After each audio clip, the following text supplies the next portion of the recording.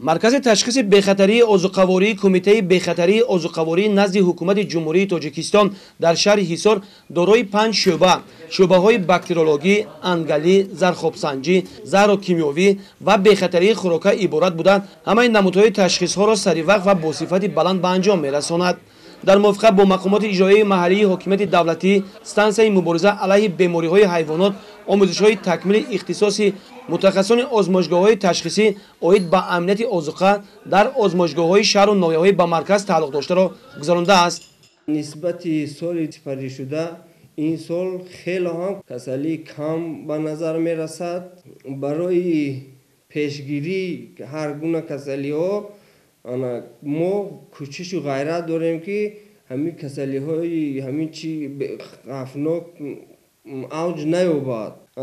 در مجموع جمع 42501 تشخیص در 12 ماه سال سپری گشته ما تشخیص گذراندیم که نسبت سال 2017 زیادتر می باشد. همچنین مرکز در بازارهای مرکزی شهر و ناحیه‌های منطقه حصار، بازار دهقانی شهر دوشنبه با جلب عالمان و متخصصان جمهوری تشخیص عاید به امنیت عضوقه را با موفقیت گذرانده است.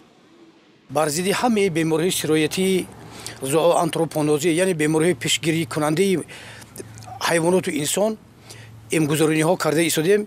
ضد بیماری‌های سوختنی حیوان شاخداری کلان، حیوان شاخداری میده، اسب، مرکب‌ها و بعداً ضد بیماری و بوی سمو دهاندار حیوان شاخداری میده، حیوان شاخداری کلان برای عاید پیشگیری برانگیزنده همین بیماری‌ها فعالیت عملی کرده ایستادیم. در سال 2019 باشد از پیام جناب عالی که 26 دکامبر سال 2018 ارائه گردید خلاصه برآوری کرده بهره بخطری و سالمی جامعه فعالیت عملی می‌نماید.